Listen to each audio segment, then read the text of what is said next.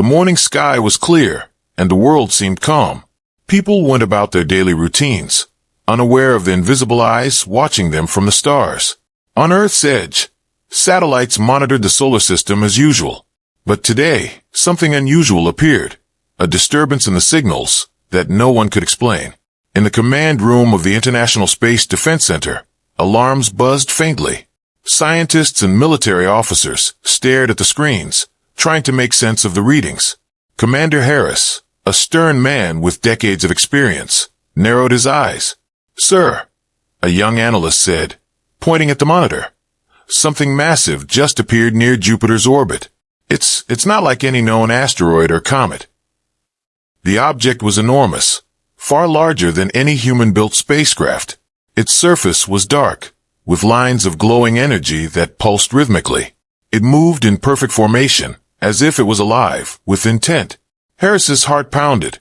He had trained for many emergencies, but nothing like this. Within hours, more ships appeared. The sky around Earth seemed to darken as alien vessels assembled in orbit. News agencies quickly picked up the story, broadcasting shaky images and videos. Panic began to rise among the public. Then the message came. It was not a warning, not a threat, but a demand. Every radio, satellite, and network suddenly carried the same words, translated perfectly into every language. Declare all your weapons. Complete disclosure is required. Compliance is expected within 48 hours. Governments around the world froze. Scientists whispered to one another. Military leaders grew tense. People watched the sky, wondering what would happen if humanity failed. President Lee of the United Earth Council convened an emergency meeting. The room was filled with anxious leaders from every nation. Some were shaking with fear. Some were furious at the audacity of the aliens. What do they want? President Lee asked. Do they intend to destroy us, or are they testing us? General Ramirez, Earth's top military strategist, leaned forward. We don't know, but they clearly have technology far beyond ours. If we lie or withhold anything, the consequences could be catastrophic. Dr. Amina Shah, a physicist who studied deep space anomalies, spoke cautiously. These ships, they are observing everything. They can sense patterns, movements, and energy signatures. They might already know more than we think. Our first reaction must be careful, but truthful. Yet even as they debated, humans felt the instinct to hide their most advanced secrets. Hidden experimental weapons, deep space military technology, and classified programs were unknown even to most leaders. The question hung in the air. Could humanity survive if it revealed everything? Meanwhile, in the skies above, the alien fleet moved with precision. Their ships were enormous, dark, and angular, with glowing cores that pulsed like living hearts. No human had seen anything like it, and yet they did not attack. They simply waited. The deadline was clear, 48 hours to provide a full declaration. Governments scrambled to organize lists, contact scientists, and decide what could be revealed. Panic spread among the public. Markets tumbled, and social media exploded with rumors. Some believed the aliens were a sign of the apocalypse. Others saw it as a test of humanity's courage. On the ground, ordinary people tried to continue their lives, but fear was everywhere. Children asked their parents if they were going to be safe. Citizens gathered in groups, watching the skies nervously. The world had never felt so small, so fragile. In the midst of the chaos, a group of top scientists and military leaders met secretly. They understood that this was not just a demand, it was a challenge. The aliens wanted to see not only humanity's weapons, but also its resolve, its ingenuity, and perhaps even its character. We can't just hand over the lists blindly, said Dr. Shah. Some of our experimental projects are not ready. Revealing them could give away advantages we need to survive in the long term. But if we lie, they may detect it instantly. Commander Harris added, we have 48 hours. That's less than 2 days to decide the fate of humanity. Every second counts. Every choice is critical. The council began compiling what they could safely reveal. Conventional weapons, tanks, missiles, naval fleets were easy. But the real challenge was the unknown. Advanced fighter programs, stealth technology, and AI-driven defense systems. Some projects were so secret, that even the generals were unsure of their full capabilities. Meanwhile, the alien ships began minor maneuvers in orbit. No shots were fired, no attacks launched. But their presence was overwhelming, a silent pressure on the planet below. People could see them in the night sky, and rumors spread that they were testing Earth's courage, intelligence, or perhaps even its morals. At a space observatory in Switzerland, Dr. Levi and his team were monitoring the alien fleet closely. "Look at their formation," he said. "It's not random. It's almost communicative. They're observing patterns. Perhaps they want to see if we can think logically under pressure." Back in the emergency council room, leaders debated whether to tell the public the full truth or only a partial declaration. Some argued that transparency would maintain trust. Others feared panic and rebellion. Every word spoken carried weight. Every decision a potential trigger for disaster. As the first hours passed, humanity began to compile a list. Names, numbers, capacities. Every missile, every fighter jet, every warship, every detail mattered. The council realized that the aliens might already know the truth, but the act of declaring it, honestly and boldly, was important. In Tokyo, people watched the news in horror as the alien fleet moved closer to the planet. In New York, the streets were quiet, as if the world itself was holding its breath. Fear and awe mingled in every heart. Then, in a twist no one anticipated, the aliens sent another message. "We see your weapons. Now we wish to see your strategy. How will you use them if required?" A murmur ran through the council. Strategy? Not only did humanity need to declare its weapons, but it also needed to demonstrate intelligence, cunning, and unpredictability. The pressure was immense. General Ramirez slammed his fist on the table. "This is insane. They want our plans, our tactics, everything. We can't just give them that." Dr. Shah replied calmly. "Perhaps they want to understand not just what we can do, but what we are capable of thinking. They are studying us. Every choice, every hesitation, they will see it." Commander Harris looked at the alien ships through a massive window. Their glowing cores pulsed slowly, rhythmically, almost like they were alive. "We are being judged," he said quietly. "And right now, the whole world is waiting." The council agreed on a plan. Reveal conventional weapons in full, hint at advanced projects without giving complete details, and prepare a careful statement about human strategy that would show ingenuity and caution without exposing vulnerabilities. Meanwhile, the public watched the skies. Children asked parents why giant ships hovered above them. Citizens whispered about what it meant for humanity's future. Fear, curiosity, and awe mixed into a single emotion that the world had never felt before. As the countdown continued, every hour felt like a year. The alien fleet moved slightly each hour, testing responses, watching Earth's preparations. Humanity realized that nothing they had ever faced compared to this moment. Not war, not pandemics, not natural disasters. This was different. This was judgment from beings far beyond human comprehension. And then, just as the first day passed, a transmission arrived on all networks. A holographic projection appeared in the skies above major cities. The alien message was simple, yet terrifying. "Time is short. Your next move will determine if you survive or perish. Declare your weapons. Declare your strategy. Show us your worth." The world froze. Leaders, scientists, soldiers, and civilians alike felt the weight of the message. The fate of humanity rested not on strength alone, but on courage, intelligence, and the ability to think in ways the aliens could not predict. Commander Harris turned to his team. "This is the turning point. Everything we do from this moment will be remembered. The world is watching. The universe is watching. And we have 48 hours to act." In bedrooms, offices, and control rooms across Earth, people looked up at the sky, their hearts pounding. The alien fleet floated silently above them, vast and unknowable. Humanity's future was uncertain, but one thing was clear. There was no going back. And somewhere in the alien fleet, unseen eyes watched every move. They saw fear, curiosity, ingenuity, and defiance. They saw humans struggling under pressure, yet refusing to collapse. And they waited. The unexpected turning point had arrived. Humanity had been forced into a choice that could decide its fate. And in the silent pause before the storm, one thought echoed through every mind on Earth. We are being tested, and we will not fail. The first transmissions of humanity's weapons list had been sent. Satellites relayed every detail to the alien fleet hovering silently above Earth. Tanks, missiles, aircraft, naval fleets, all declared. Humanity had shown transparency, and yet, a deeper fear lingered in every mind. The aliens didn't react as expected. There was no praise, no acknowledgement, only stillness. In the war room beneath Geneva, the United Earth Council gathered again. The room was filled with tension. Every leader knew that revealing the weapons list was only the first step. The aliens' calmness meant they were not easily impressed. Commander Harris leaned back in his chair, exhaustion etched on his face. They didn't respond, he said, his voice heavy. Not a single reaction. It's as if we're invisible to them.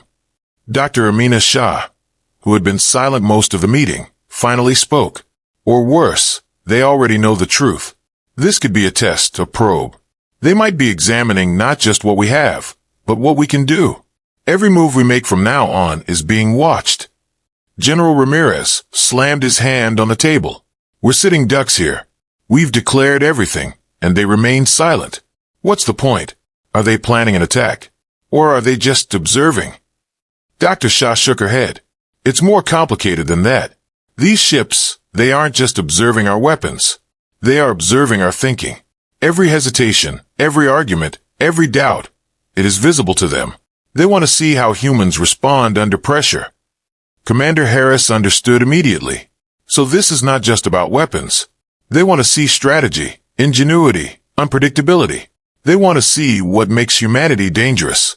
The council members exchanged nervous glances. The stakes were higher than anyone had imagined. It was no longer about survival. It was about proving that humans were a species worthy of respect.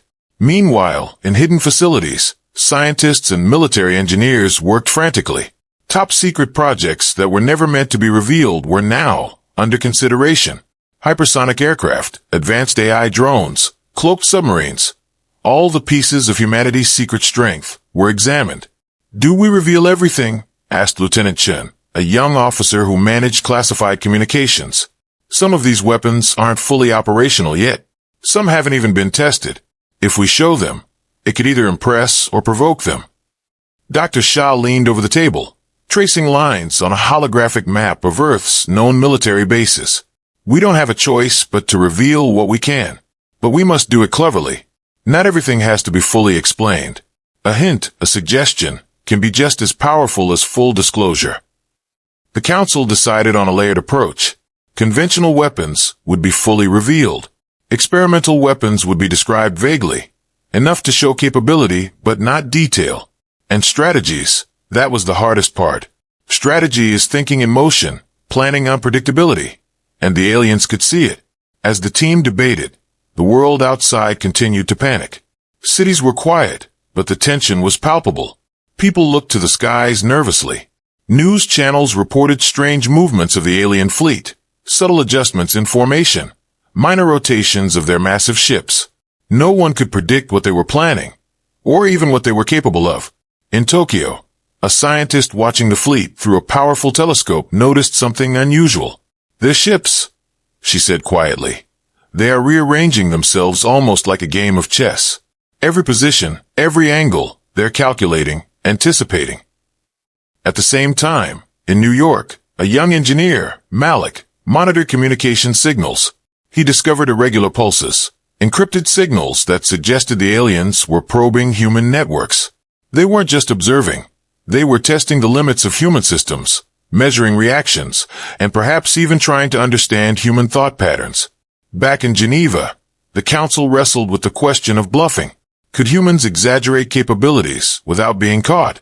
Could they hint at secret weapons that didn't exist to create fear or caution? The debate was heated. "If we lie, they might detect it instantly," Dr. Shah warned. "They might already know more than we know ourselves. But if we are too honest, we could show weakness. It's a delicate balance." General Ramirez's voice rose in frustration. "We're in a trap we didn't even see coming. 48 hours to reveal weapons, and now strategy too? This is insane." Commander Harris raised his hand. "Calm. We survive by thinking clearly, not by panicking. Let's focus on what humans do best, adaptability. We will reveal information in layers, show capability, but never predict our own choices completely. The next morning, the first official declaration of strategy was transmitted. It included general plans for defense, coordination among nations, and contingency protocols. But it carefully avoided revealing experimental weapons, AI capabilities, or stealth strategies. The aliens responded with no words. Instead, they executed a subtle shift in formation. Ships rotated, repositioned, and a faint beam of energy scanned the planet's surface. Humanity realized that the aliens were not just watching, they were probing. Every decision, every hesitation, every discussion was being measured. In a hidden base under the Arctic ice, Dr. Shah and her team analyzed the alien scanning patterns. They're not just observing physical assets, she said. They're reading patterns in human communication. Logic, reasoning, hesitation, even emotional response. Every word, every gesture is data for them. Commander Harris's face tightened. They can sense fear, and they can sense deceit. That means every human on Earth, every official, every citizen is being analyzed. Back in cities across the world, people felt a strange awareness. Some felt anxiety, some defiance. Everyone knew that their reactions were somehow part of the test. Parents tried to reassure children, but even adults found it hard to remain calm. Then, something unexpected happened. A small alien ship, unlike the others, silently descended near the outskirts of the Sahara Desert. It did not land, it hovered just above the sand. From inside, an energy pulse scanned the area. Local governments immediately sent reconnaissance teams, but their attempts were blocked by invisible energy fields. The world realized that humanity was not only being observed from orbit, but also at the surface level. Dr. Shah looked at the live feeds and whispered, "They are learning everything. Every hidden base, every experiment, every defense protocol. If they wanted, they could destroy us instantly. But they haven't. That means they are evaluating potential. They want to know what humans can do, not just what we already possess." As the hours ticked by, tension grew. Every discussion in the war room was calculated. Leaders measured their words, scientists debated only necessary details, and military officials calculated how much information to reveal. The pressure was immense. Then came another transmission. This time it was direct. A holographic image appeared above major cities, showing a single alien figure. Its appearance was impossible to describe. Its form constantly shifted, dark energy surrounding its limbs, eyes glowing with intelligence. Its voice, though translated, carried a chilling tone. "We see your attempts to organize. We see your fear and your cleverness. Your survival depends not only on what you show, but how you think. We will test this further. Reveal not only your weapons, but your ingenuity. Let us see the mind behind the strength." The world froze. Governments understood the implication. This was no longer about listing machines or firepower. It was about showing the human mind, creativity, unpredictability, and resilience. Commander Harris turned to his team. This is the real test. They want strategy, adaptability, and unpredictability. They don't just want to know what we have. They want to see how we use it, how we think under pressure. The council realized that bluffing was now a double-edged sword. Too little disclosure, and they would appear weak. Too much honesty, and they could expose vulnerabilities. Humanity needed a plan that demonstrated intelligence and unpredictability at the same time. Dr. Shah suggested a bold move. We can reveal experimental weapons, but only partially. We can hint at capabilities they cannot fully measure. And our strategies must show coordination and creativity. They need to see humans as capable of thought, imagination, and surprise. The council agreed. The next transmissions would include vague mentions of advanced AI drones, cloaked submarines, and energy-based weapons. Strategic plans would show coordination among continents, rapid adaptation, and contingency thinking, but nothing that could be exploited. As the second day progressed, citizens worldwide noticed subtle movements in the alien fleet. Ships rotated slightly, energy cores pulsed faster, and minor beams scanned the planet intermittently. The message was clear. Humans were being evaluated, every choice noted, every hesitation recorded. In a small observatory in South Africa, a young scientist named Covey stared at the fleet. They are learning faster than we expected. Every reaction we have is giving them data. We need to be smarter, faster, and unpredictable. Back in Geneva, the council worked tirelessly. Each decision was weighed for its impact, each word for its meaning. Leaders realized that this challenge was unlike any in human history. Not war, not disease, not natural disasters, but a test by an intelligence far beyond comprehension. As the 48-hour deadline approached, the alien fleet remained silent, observing, probing, and measuring. Humanity's first response had shown honesty and transparency. The second response would need to demonstrate intelligence, creativity, and courage. And if done correctly, it could change how the aliens saw humans forever. Commander Harris looked at the holographic map of Earth. We've revealed much, withheld some, hinted at more. Now comes the real test: strategy, adaptability, and unpredictability. If we fail, it's not just Earth at risk, it's humanity itself. The council nodded, understanding the gravity of the moment. Every decision mattered. Every plan could be analyzed and understood by beings far beyond human comprehension. Humanity had never faced anything like this. And above, the alien fleet waited. Silent, massive, and patient. Every pulse, every movement, every calculation, measured, recorded, and judged. The hidden strategy of humanity was about to be tested, and the outcome would determine not only survival, but respect in a galaxy that had never noticed Earth before. Humanity waited. Every eye in the world was on the skies. Satellites, observatories, and even amateur astronomers could see the alien fleet, hovering silently like a dark shadow over Earth. Humanity's first declarations of weapons and strategic hints had been sent. Every detail had been carefully considered, every word measured. Yet the aliens did not respond in ways humans expected. In the war room beneath Geneva, Commander Harris paced slowly. The tension in the room was suffocating. "They haven't fired," he said quietly, almost to himself. "They haven't attacked. But that doesn't mean they're satisfied. Or forgiving." Dr. Amina Shah leaned over a holographic display. "Their silence is meaningful. They are processing. They are evaluating our capabilities. But there's something more. Look at these signals. They're scanning human communications, energy patterns, even our neural activity." General Ramirez slammed his fist on the table. "Neural activity? What does that even mean? Are you telling me they can read our thoughts?" Dr. Shah nodded grimly. "Not exactly thoughts, but patterns, intentions, hesitations, doubts. Every human reaction, every choice. It's being measured." The implications sent shivers through the room. It was no longer enough to hide weapons or bluff clever strategies. The aliens wanted to see the human mind itself, creativity, ingenuity, and adaptability under pressure. Meanwhile, across the world, ordinary people felt the weight of the alien presence. Children stared at the night sky, mesmerized and terrified. Cities were quiet as though the planet itself held its breath.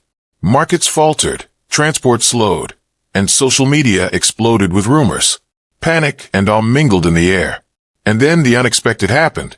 A single alien vessel detached from the main fleet and descended silently toward Earth.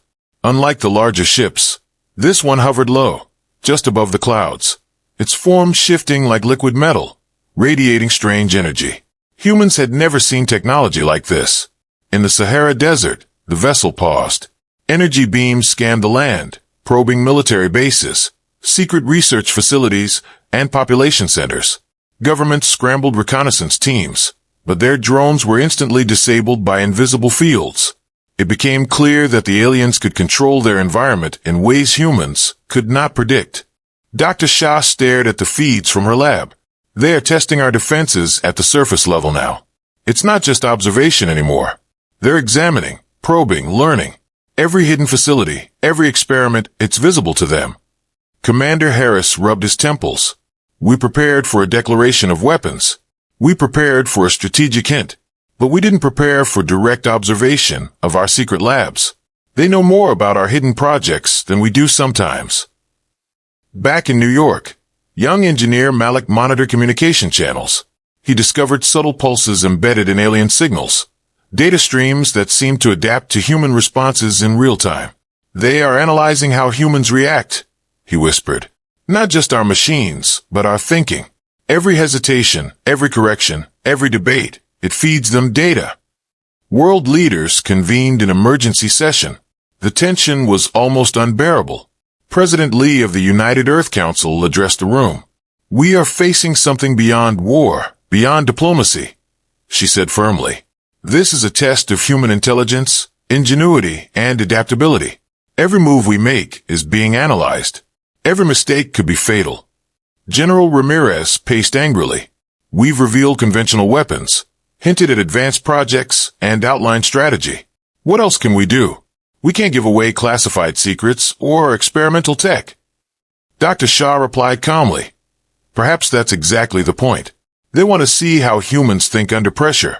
Bluff, honesty, hesitation, unpredictability. We are not merely being judged for our weapons, but for our mind. Commander Harris understood immediately. Then we need to show them what humans are capable of. Not just what we have, but what we can do. We need to demonstrate creativity, adaptability, and strategic thinking. Every choice must appear deliberate, yet unpredictable.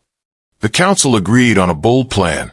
Humanity would provide controlled information about advanced weapons and technologies, hinting at capabilities without revealing full details. Strategic outlines would show coordination among nations, flexibility in response, and potential for innovation. But the real focus would be human ingenuity under stress. As humanity prepared, the alien vessel above the Sahara began emitting pulses that affected communications worldwide. Phones, radios, and internet connections flickered and went dark in sudden bursts. The world realized the aliens were testing global responses to sudden disruption. In Tokyo, a team of engineers scrambled to restore signals. It's not random, said the lead engineer. They are deliberately testing our coordination and problem-solving under pressure. In Geneva, the Council watched live feeds from the Sahara. Energy beams scanned military bases, and sensors detected unusual fluctuations in local power grids. Dr. Shah spoke urgently. Every action we take now is being measured. They see coordination, hesitation, improvisation. They want to know how humans think when we are forced to respond. And then, without warning, the alien vessel released a pulse directly into the atmosphere. Across the globe, people experienced a strange sensation, an almost psychic awareness of observation. Thoughts felt heavier, reactions more deliberate. Scientists realized the aliens might be probing neural patterns, mapping human cognition in real time. Commander Harris's face hardened. This isn't a threat, it's a challenge. They aren't attacking. They want to understand the mind behind the weapons. And we need to show them the humans are clever, adaptable, and unpredictable. The Council moved quickly. Engineers coordinated simulations of advanced systems, showing how humans might deploy secret technologies without revealing specifics. Military leaders demonstrated strategic adaptations to hypothetical alien attacks. Scientists created models of potential experimental weapons, hinting at capabilities without exposing vulnerabilities. As the hours passed, the aliens continued their silent assessment. Every movement, every message, every reaction was recorded. Humanity realized that even bluffing required precision. Too much deception could be detected. Too little could show weakness. In London, Dr. Shah briefed the Council on a surprising discovery. They are not just evaluating our current actions. They are examining patterns. They want to see how humans adapt, how we think outside the box, how we respond when rules are uncertain. Predictability is weakness. Unpredictability is power. Commander Harris nodded. Then our next step must be bold, yet careful. We will show capability, creativity, and flexibility. We will reveal enough to impress, but not enough to be exploited. Meanwhile, ordinary citizens continued to watch the skies nervously. Children asked their parents if humans would survive. Soldiers patrolled quietly, unsure if they were preparing for attack or simply demonstrating readiness. Social media was filled with speculation, fear, and awe. Humanity was united in tension, even without realizing it. Then, a transmission arrived. Unlike previous messages, it was direct and personal. Holographic projections appeared above major cities, showing a single alien figure. Its form shifted constantly, dark energy surrounding it, eyes glowing with intelligence beyond comprehension. Its translated message echoed in the air. We see your attempts. We see your fear. We see your cleverness. Your survival is not guaranteed. Show us your worth. Show us the mind behind your strength. Prove that humanity is not predictable, not weak, not insignificant. The world froze. Leaders, scientists, soldiers, and civilians alike understood that the challenge was no longer about mere weapons. It was about human thought, creativity, and adaptability. Every word, every action, every decision mattered. Commander Harris turned to his team. This is the ultimate test. Weapons are not enough. Strategy is not enough. They want to see how we think. We must act boldly, unpredictably, and intelligently. Humanity's mind is our greatest weapon. The Council agreed. Humanity's next transmissions would reveal experimental technologies in controlled ways, demonstrate strategic thinking without full disclosure, and hint at innovative, unpredictable solutions. Every simulation, every plan, every movement would be designed to impress the alien observers while preserving Earth's secrets. As the deadline approached, the alien fleet shifted. Ships moved closer, energy cores pulsed faster, and minor beams scanned critical regions worldwide. The message was clear. Humans were being evaluated, every choice noted, every hesitation recorded. In Geneva, the Council worked tirelessly. Each word, each plan, each hint of capability was debated and measured. Humanity's survival depended on precision, creativity, and unpredictability. Every decision carried the weight of the species. Commander Harris looked out at the holographic map of Earth. We have revealed much, hinted at more, and withheld only what is necessary.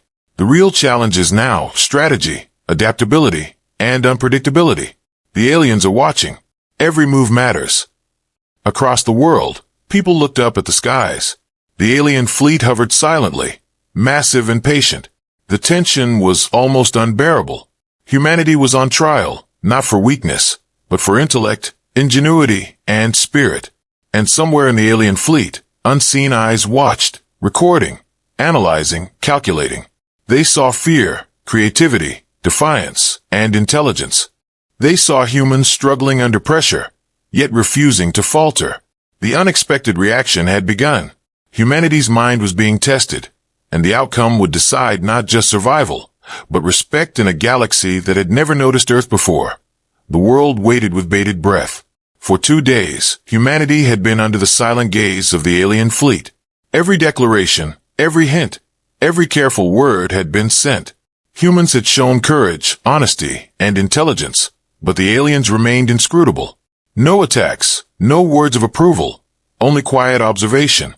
In the command center beneath Geneva, Commander Harris stood before the holographic map of the fleet.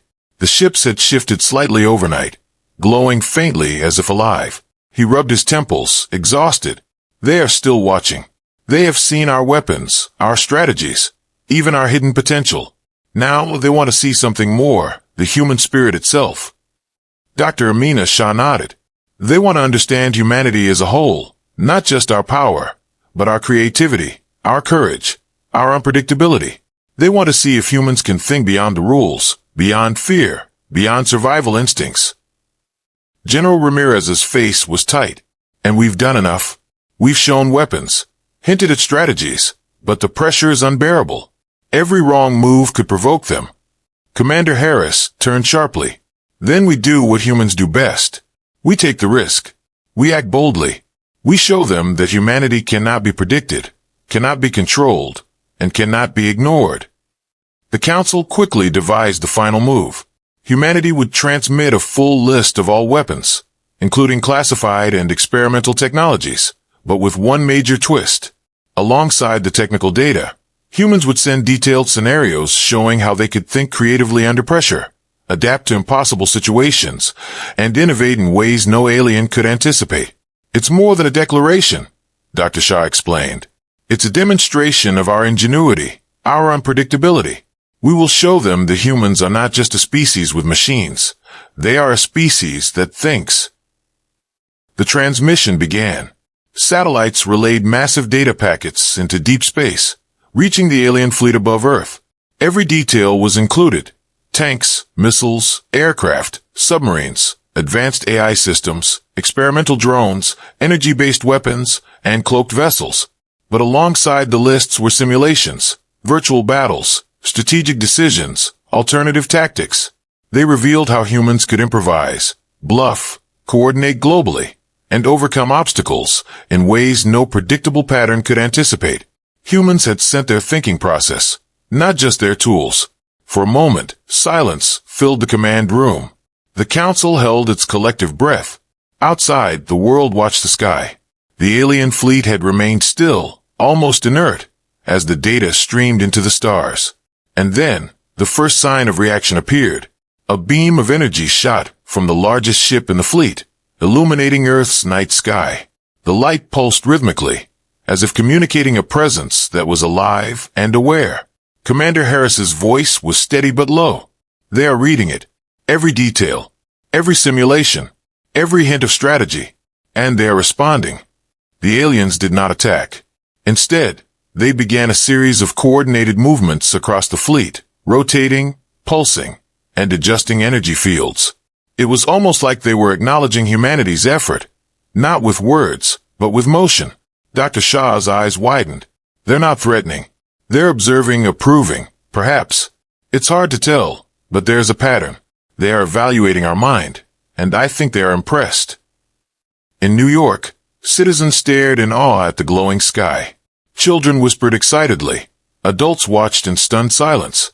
For the first time, humanity realized that they were not merely surviving. They were being recognized. Yet the aliens' attention was far from casual.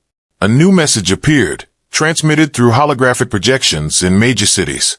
A single alien figure emerged, its form constantly shifting, eyes glowing with intelligence that humans could scarcely comprehend. Its translated message echoed across Earth. You have revealed strength. You have shown courage. But your greatest weapon is not metal, not firepower, not energy. It is your mind. Your unpredictability, creativity, and ingenuity make you worthy. We acknowledge humanity. The world erupted in astonishment. Leaders, scientists, and civilians alike understood the meaning. Humanity had passed a test that no one fully understood. Not through force, not through domination, but through demonstrating intelligence and adaptability.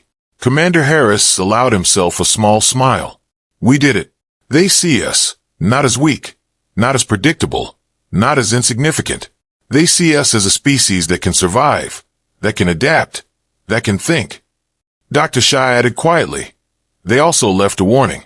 Other civilizations will notice humanity now. We've made our presence known across the galaxy. We must remain vigilant.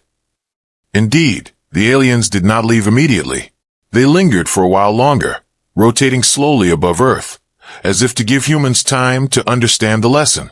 Then, without warning, the fleet began to withdraw, moving back toward the far edges of the solar system. The threat was gone, but the impression remained. Across the globe, people celebrated silently and loudly at the same time. Streets filled with cheering, but also a quiet awe for the intelligence that had just faced an incomprehensible test and prevailed. Humanity had not fired a single shot, yet it had proven itself stronger than any weapon could convey. In Geneva, the council debriefed. President Lee addressed the room, her voice firm. This is a historic moment. Humanity has shown that we are more than machines and weapons. We are thinkers, innovators, and survivors. Our presence will now be noted in the galaxy. Commander Harris nodded. It is not over. Other civilizations may notice, as Dr. Shah warned, but we have established something crucial. Humanity is a force to be reckoned with, not through destruction, but through intellect and ingenuity. Dr. Shah smiled faintly. We've shown them our mind, and that is our greatest weapon. A species that thinks, that adapts, that innovates cannot be ignored. Meanwhile, ordinary citizens slowly returned to their routines. Children played under the sun. Parents resumed their work, but a subtle awareness remained. Humanity had stepped into a larger universe, one where they were no longer invisible, no longer insignificant. The sky no longer seemed empty. It seemed alive with possibilities and challenges. In the weeks that followed, scientists continued to study the alien fleet's patterns, trying to understand what had impressed them most. Engineers improved defensive systems, not out of fear, but from a sense of potential. Humanity had survived the first test, but now they understood the universe differently. Commander Harris often walked alone on the command center balcony, looking at the fading stars where the fleet had disappeared. They saw our mind, our courage, our creativity. He said quietly, "We survived not by hiding, not by attacking, but by being human in the truest sense. And the galaxy will never forget it." Dr. Shah joined him, gazing at the stars. "We've learned something too. Fear alone cannot define us. Survival alone is not enough. It is intelligence, adaptability, and ingenuity that make a species strong. That is what humans must carry forward." And so humanity returned to life, but it was not the same life as before. They had glimpsed a larger universe, one that would test them again in ways they could not yet imagine. The alien fleet had left, but the lesson remained. Humans are unpredictable, adaptable, and capable of greatness beyond the understanding of others. In a quiet corner of the war room, Commander Harris wrote in his log, "They demanded our weapons. We sent them our full list. But in the end, it was not the weapons that mattered. It was our mind, our courage, our ingenuity. We are seen. We are acknowledged. And the galaxy will remember the day humanity proved itself." Above, in the sky, the stars twinkled silently. Humanity had faced the impossible, demonstrated the power of thought, and emerged stronger. The unexpected turning points, the hidden strategies, the tests, and the bold moves, all had led to this moment. Humanity had won not through violence, not through force, but through the greatest power any species can possess, the mind. And the universe would never be the same again.